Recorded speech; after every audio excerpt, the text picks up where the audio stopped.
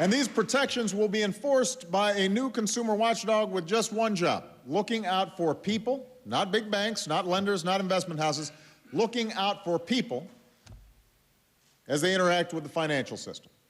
And that's not just good for consumers, that's good for the economy, because reform will put a stop to a lot of the bad loans that fueled a debt-based bubble. And it will mean all companies will have to seek customers by offering better products instead of more deceptive ones. Now, beyond the consumer protections I've outlined, reform will also rein in the abuse and excess that nearly brought down our financial system. It will finally bring transparency to the kinds of complex and risky transactions that helped trigger the financial crisis. Shareholders will also have a greater say on the pay of CEOs and other executives, so they can reward success instead of failure. And finally, because of this law, the American people will never again be asked to foot the bill for Wall Street's mistakes.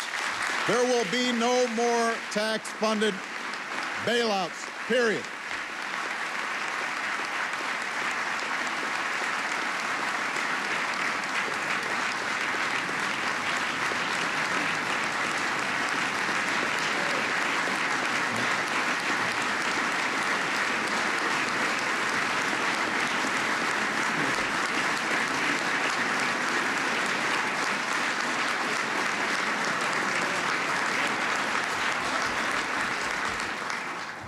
If a large financial institution should ever fail, this reform gives us the ability to wind it down without endangering the broader economy.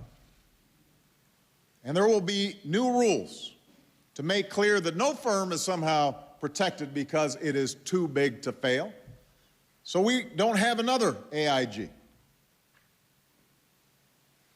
That's what this reform will mean. Now, it doesn't mean our work is over. For these new rules to be effective, regulators will have to be vigilant. We may need to make adjustments along the way as our financial system adapts to these new changes and changes around the globe. No law can force anybody to be responsible. It's still incumbent on those on Wall Street to heed the lessons of this crisis in terms of how they conduct their businesses. The fact is, every American, from Main Street to Wall Street, has a stake in our financial system. Wall Street banks and firms invest the capital that makes it possible for startups to sell new products. They provide loans to businesses to expand and to hire. They back mortgages for families purchasing a new home. That's why we'll all stand to gain from these reforms. We all win when investors around the world have confidence in our markets. We all win when shareholders have more power and more information. We all win when consumers are protected against abuse. And we all win when folks are rewarded based on how well they perform, not how well they evade accountability. In the end, our financial system only works, our market is only free when there are clear rules and basic safeguards that prevent abuse, that check excess, that ensure that it is more profitable to play by the rules than to game the system. And that's what these reforms are designed to achieve. No more, no less. Because that's how we will ensure that our economy works for consumers, that it works for investors, that it works for financial institutions, that it works for all of us. This is the central lesson not only of this crisis, but of our history. Ultimately, there's no dividing line between Main Street and Wall Street. We rise or fall together as one nation. So these reforms will help lift our economy and lead all of us to a stronger, more prosperous future. And that's why I'm so honored to sign these reforms into law, and I'm so grateful to everybody who worked so hard to make this day possible. Thank you very much, everybody.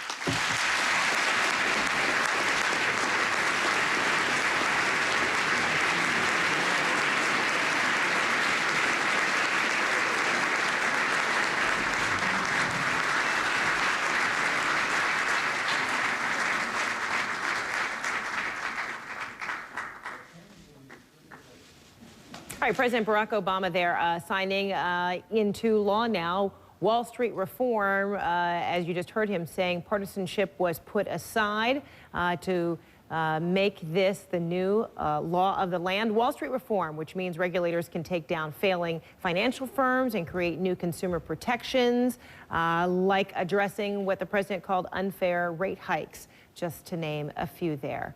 And of course, standing over his shoulder, Chris Dodd and Barney Frank, who authored this along with a number of other people, but their names are on this Wall Street reform bill now being signed into law. There